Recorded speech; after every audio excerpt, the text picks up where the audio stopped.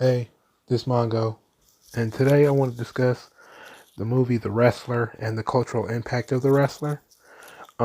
First, for people who might not have seen the movie, in 2008, Mickey Rourke started in a movie called The Wrestler that depicted a down on his luck wrestler named Randy the Ram Robinson, who is a main event wrestler.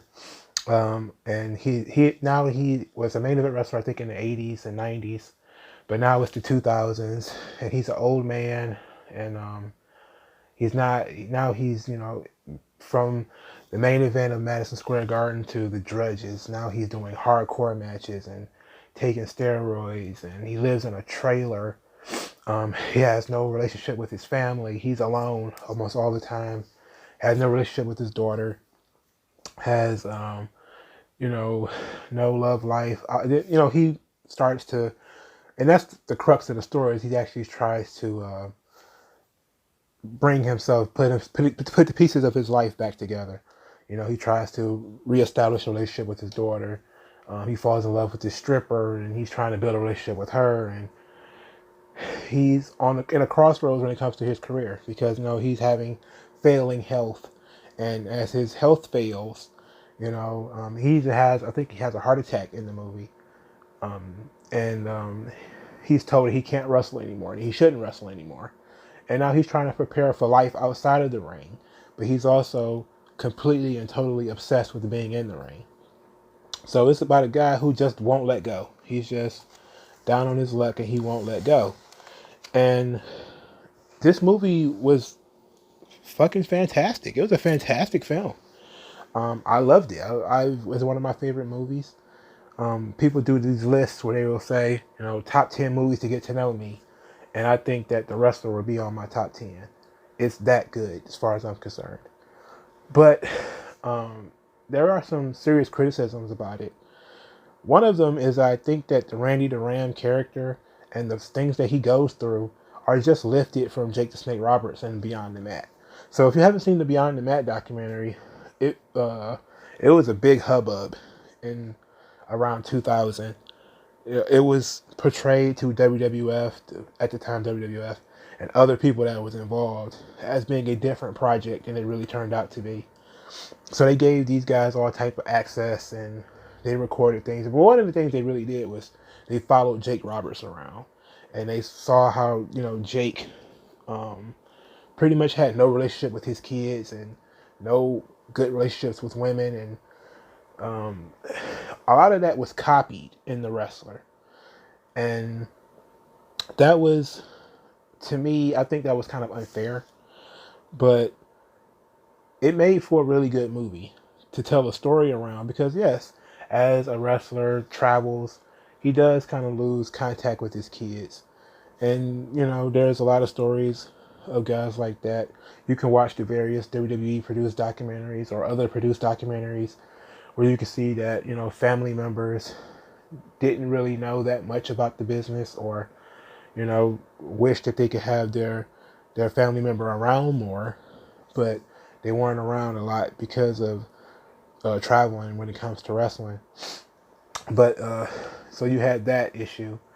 You also had, the whole rolling around and, going from the main event to doing thumbtack spots and stuff like that. This movie came out in 2008. And the crazy thing is, it almost mirrored the Ric Flair situation at the time. Because I think in around 2006, 2007, maybe that's when Ric Flair was starting to do all of that hardcore stuff that he was doing. He was working at on WWE CW, and doing bleeding gushers on TV with Big Show, and he was in hardcore matches with Mick Foley, and it was really brutal to see somebody who was known for doing 45 minutes without needing to break a table or fall on thumbtacks, or beyond the usual occasional hardcore match. Like, yeah, he's had hardcore matches, and he had the bloody cage matches with Dusty and all that stuff, but for a guy to look so beat up and beat down, it reminded me a lot of Ric Flair at the time. And another thing it was talking about was, this kind of comes up later in Mick Foley's critique of the movie. about, the open steroid abuse. Randy the Ram is openly shown shooting steroids in his butt in the movie. Which, look, I'm not under any ideas that wrestlers don't use steroids, but I just think that it was kind of weird that had to be in the movie. But it was a good cultural movie. So I think it was important. And I think it sparked off something that was really important.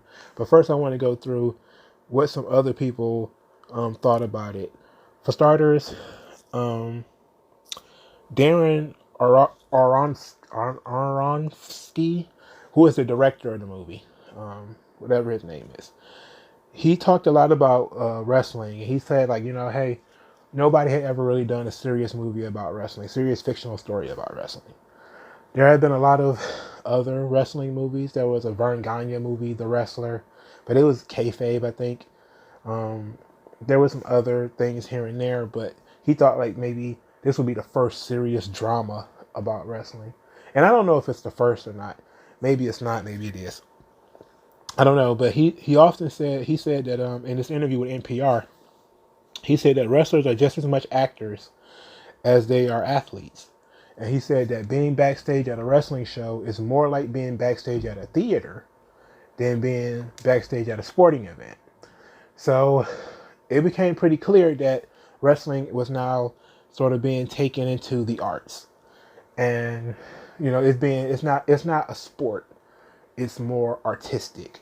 And when I get to what I think about the cultural impact of this movie, this would be very important. So Jim Ross wrote about this in his blog. He talked about how the movie showed wrestlers from the 70s and 80s, how they sacrificed everything just to entertain people.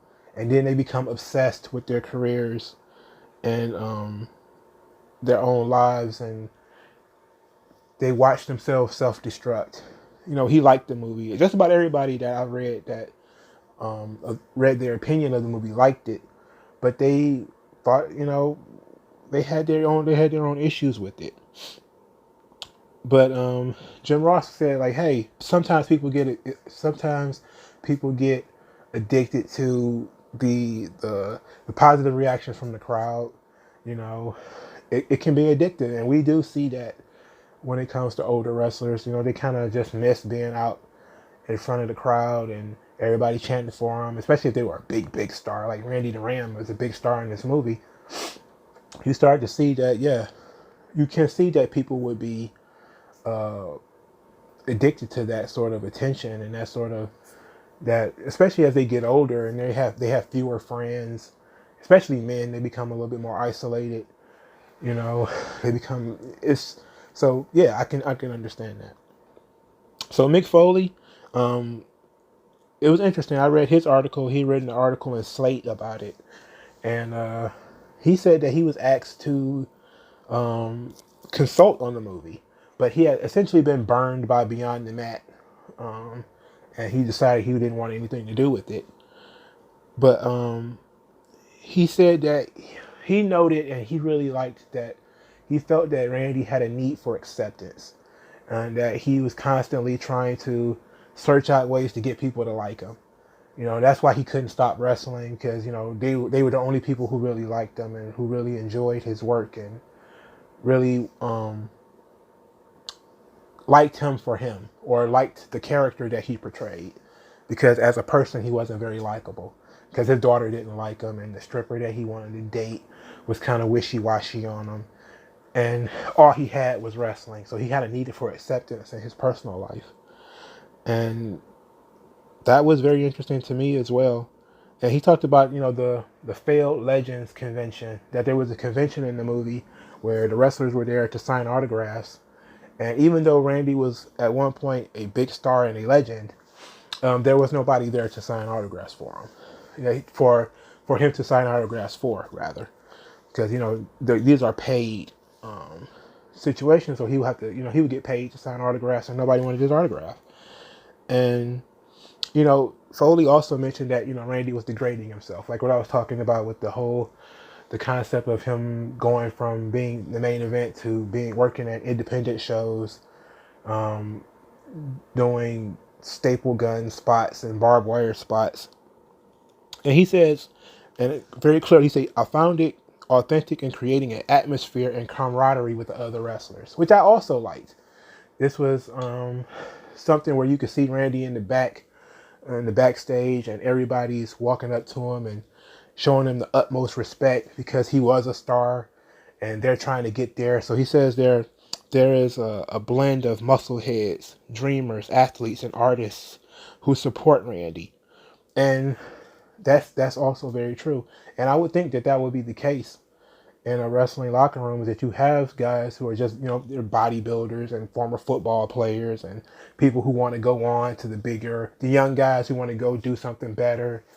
And many wrestling documentaries that I've seen have followed essentially this sort of pattern, where you would follow an aging star through their decline, kind of, where they go into these indie shows and they're working on top, or they're working near the top, and they're going around, they're saying, hey, I used to work with this guy in WWE, or I used to work with this guy in WCW, or I worked with this guy in Japan. And then he would go and talk to all the younger guys.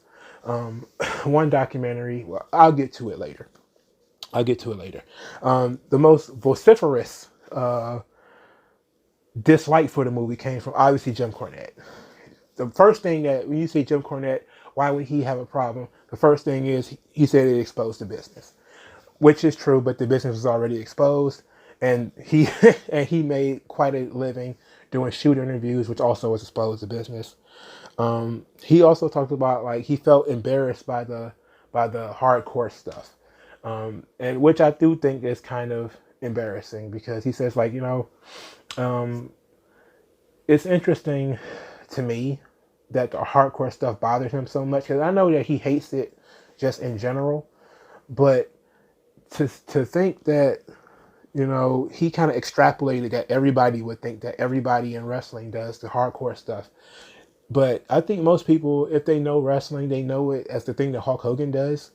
And Hulk Hogan wasn't really known for doing a lot of the barbed wire crap and all that junk. But the real meatiness of the Jim Cornette critique is, he said it showed no upside, and that there were no really, really successful wrestlers shown in the movie, and that the most successful wrestler was the Ayatollah, who was played by Ernest the Cat Miller, and he was fantastic, by the way. Ernest the Cat Miller of Somebody Call My Mama fame, who was doing the James Brown impersonation in WCW and WWE. And he played the Ayatollah, which was like this evil Arab character in the movie, who was Randy the Ram's top rival when he was a main event star. And they were doing a 20-year reunion match or something like that. And he talked about, like, that guy being the most successful, when, in typical wrestling, you would see guys that would be a lot more successful. Bret Hart also agreed with that, said that, wrestlers are not as down and out as the movie portrays. He also thought the movie did not depict proper respect to their art, and showed no dignity to the business. But he says something I found really interesting, and something that I want to build upon, where he said, the movie is an expose of the business as it is, but more shows what people outside the business thinks it is. And that was so meaningful to me. I want to say it again. He says that the movie does not expose the business as it is, but what people outside the business thinks that it is. And I think this is where the cultural impact of the movie come in, because, like I said, this movie follows a pattern that was created sort of in Beyond the Mat.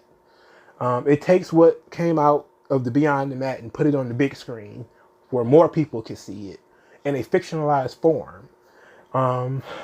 But since this movie came out, you started seeing more documentaries follow the same pattern. The pattern that I'm talking about now is, again, aging star, and you follow your aging star from their heights, where they talk about when they was at the top, and usually they was in WWE or something like that, and their rapid decline or their slow decline as they near retirement. One of these documentaries was Follow MVP, who recently came back to WWE recently, and they showed MVP he was having a last run, and they showed him going to all these different shows where he was sort of kind of the biggest star on the show, which is weird because MVP is not really known as being the biggest star ever, but he was like the biggest star on the show because he had spent like a year or two or three, in WWE at the top of the card, somewhere near the top of the card. He had Wrestle Undertaker and Kane and all those guys, and Triple H and all of them, and most of these other guys either had never made it or they haven't been in the business long enough to make it. So I'll never forget that he was talking to Swerve, Shane. I was about to call him Shane Strickland. I forget what his first name is, but his name is Swerve Strickland. He was Killshot in Lucha Underground, and he is Isaiah Swerve Scott in NXT right now. And MVP was talking to him and talking about him and Ricochet, and that Ricochet and Swerve are the future. So, that sort of that sort of pattern is always there, but this stuff has kind of been blown out of proportion since, and now certain kinds of people with certain beliefs, like I said, wrestling has been taken by the arts. It is now something that has gone from being a sporting event to being an artistic endeavor, and now the artists have taken it, and so what you have is turned into a human interest story. So now Vice produces all of these documentaries. They produce 2 different series. One is called The Dark Side of the Ring, where they talk about wrestling tragedies like Bruiser Brody, and I guess they're gonna talk about the Owen Hart thing in the next season. They also discussed a lot of just the Moolah controversy, the Fabulous Moolah controversy with whether she was a pimp or not, and whether she was pimping people out or not. I'm not saying that they're bad documentaries. I'm not going to say that. They're good documentaries, but they're obviously made to show. That particular series is called The Dark Side of the Ring. Like, the point of those documentaries is to show that wrestling is gritty and dirty, and that promoters are filthy and they take advantage of people, and they so openly rob you of your youth and vigor. And there was a short, I think, during the Fabulous Moolah documentary, they was talking to Wendy Richter, who was I think WWE Women's Champion, or I might have her mixed up with somebody else, but she was a WWE Women's Champion, and she was talking about she was big as Hulk Hogan, and she wanted to get paid like Hulk Hogan, and the feminist, I deserve the same amount of money as Hulk Hogan, even though I was a woman in the mid '80s and I had no opponents and nothing like that to work with. I should have made the same amount of money, and that's when it kind of realized to me that this is being used kind of as propaganda, and this is the cultural impact of the movie, is that now it's become propaganda, where now wrestlers are almost always the down and out labor class who are being taken advantage of by the big bad promoters. Another one, and this is my favorite one to talk about. I think this took place in the other documentary series that Vice produces, which is called The Wrestlers, where it follows an independent wrestling group. Like, I think they did Evolve was one of them, but this one, the one that sticks in my mind mostly, was about Stardom. Now, Stardom is the Japanese female promotion. Japan has strictly male, strictly female promotions, which actually makes sense to me. And their biggest one, or I think the most popular one, is Stardom. And in Stardom, the fans, they don't fill the buildings up fully. So in order for the girls to make a lot of money, they sell a lot of merchandise, which usually means calendars, pictures, stuff like that. And because a lot of the fans are male, you know, the guys want to take pictures with them. Sometimes the guys will be nice and bring them gifts. And I remember Vice just making this sound, making it, for starters, they made the promoter sound like a pimp, right? Like, you know, there were people who were saying like, oh, he doesn't really care about us. He doesn't care about anything. And it's like, I don't get the point of that. Like, how is that supposed to benefit us, the audience? But even further than that, if they promoted the fans, the people who pay to come to these shows, as being perverts, you know, like,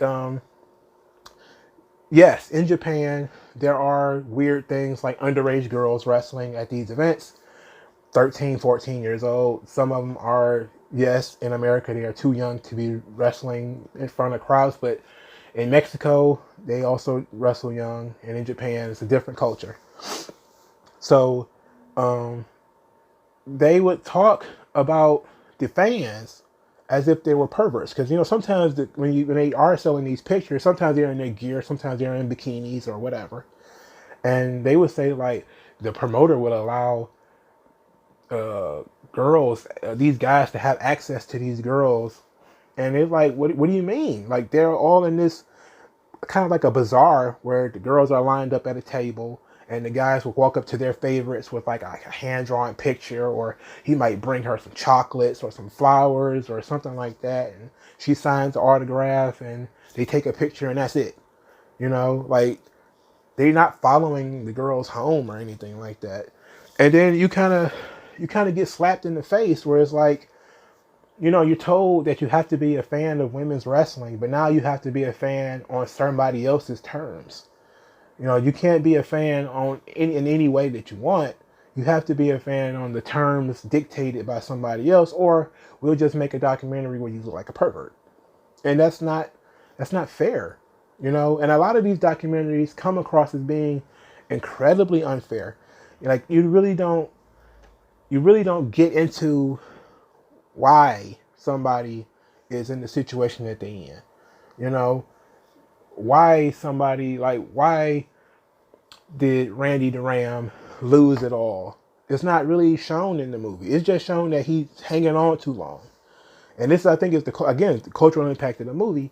Is the movie, and I think Bret Hart mentioned this, is that we don't see Randy's decline. We don't see where Randy declined. We also don't see him at his height, right? We don't see Randy at the top.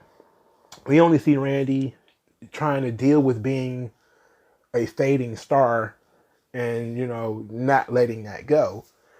And you don't get a full picture. And I think this is what Jim Cornette was talking about. And I think that these documentaries that are now coming out that show the dark side of the ring, or the wrestlers, or the indies, they do the same thing, you know? They don't show the entire spectrum of what goes on at these shows. They just feel like they're human interest stories. So they pick, you know, some lovable louse somewhere, and they say, well, this guy is perfect for our story because he's pathetic. You know, maybe he's down on his luck for whatever reason. And, you know, we can make the promoter come across as being shady or uncaring or heartless.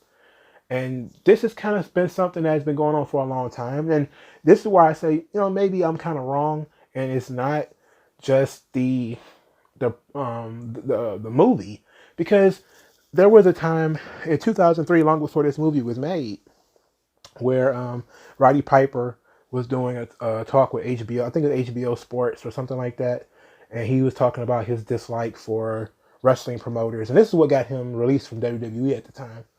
And he was talking about his dislike for wrestling promoters and stuff like that. And this sort of underbelly of wrestling as a dirty, grimy, smoke-filled offices with, you know, mob boss promoters sitting around a table dictating your future, sort of became the dominant narrative. And, you know, Bret Hart, in his piece for McLean's that he wrote in response to the movie, He says that, hey, maybe it used to be like that, but now that wrestling is mainstream, this was written in 2009, by the way, so this was this was 10 years ago. So he said, like, now that wrestling is mainstream, you really don't have a lot of that anymore, you know? And this sort of mentality is continuing. Like, we see it, and they're continuing to produce this stuff, like, it has become the realm of the arts where, back in the day, I used to see these documentaries about ballet dancers, and they will make sure that you see their feet, like the damage that ballet does to a woman's feet, particularly a woman's feet, because she's on her tippy toes all the time and her constant practice. And they would try to make it seem like it's really abusive, you know? And you kind of be like, and if you were ignorant, you would say, yeah, that is, why would you put yourself through that? But you're also not seeing that somebody really loves doing what they do. That they really enjoy doing it. And even if the person that you're following, as far as the story is concerned, doesn't love doing what they do, maybe they just can't get out of this cycle. It's the only thing they know how to do. That's one way to look at it. But it'll also be nice for you to find somebody who actually loves what they do and to show the other side of it, that yeah, we take all these bumps and we do all this crazy stuff, but we do it because we love it. And I was able to parlay working in wrestling to doing something else. And to me, it just feels like the cultural impact of this movie was to mainstream wrestling as a grimy business filled with guys who do steroids and will work themselves to death because they don't make nearly enough money. And that doesn't sound right to me. Plenty of wrestlers have not had to work themselves to death. Some continue to work because it's easier money, than having some 9-to-5 job. But it's not, to me, it doesn't feel completely authentic. It has a grittiness to it, a realness to it, because there is a kernel of honesty there, but it doesn't feel 100% authentic. It feels a little bit like you're propagandizing things, because again, it's the arts. So now you can just say, well, that's my perspective. That's the perspective of, the person doing the documentary. And in a way, it becomes poverty porn. So Vice is known for doing poverty porn. They have an entire TV series called Abandoned, where they go into neighborhoods and cities and talk about, all the abandoned buildings or all the abandoned malls, shopping malls, and different things like that. And it's been wildly criticized as being basically poverty, what they call poverty porn. And that's when, you just take a camera and shove it into somebody's face and then want them to emote about how hard their life is. And I do think that they are doing that with wrestling, because they've done it. Like, I've watched, like, I wish I could remember all of the documentaries that I was like, I saw all of these Dark Side of the Ring documentaries, The Wrestler. I've seen all of them, Beyond the Mat, Wrestling with Shadows, the Bret Hart documentary. I've seen most of these things, if not all of them. And it does have kernels of that. But you need to also show the positives. But I think that the documentaries that have been coming out lately have been kind of devoid of the positive notions of the wrestling business. And I think because The Wrestler did so well, it made a ton of money. It only cost $6 million to make. It made like $40 million. Mickey Rourke got an Oscar nomination. It was heralded. It's got like a 98% positive on Rotten Tomatoes or something crazy like that. So it became an easy thing for people to turn into what they wanted it to turn into, or to just try to mimic it. And I think that's really what's and maybe you could say, I should be saying this is the cultural impact of Beyond the Mat, but I think more people probably have seen this movie or heard of it than Beyond the Mat. And the same thing about shoot interviews. Like I think shoot interviews and wrestling documentaries in general play to a smaller audience, a niche wrestling watching audience, while the wrestler as a fictional story, a fictional movie, was played for the Hollywood, artistic Hollywood types who go watch artistic Hollywood movies. And there are more of those people than there probably are wrestling fans, you know, because they even if they don't find any interest in the subject matter, they can find interest in the human interest, you know, kind of like Rocky, you know, because Rocky wasn't really a boxing movie. It was a movie about a boxer. But thank you guys for listening. What do you guys think? Do you think that the wrestler started all this stuff, or am I being paranoid? Do you think that it's becoming sort of a propaganda, or again, am I being paranoid? Feel free to disagree. And like, share, and subscribe. And I'll talk to you guys later.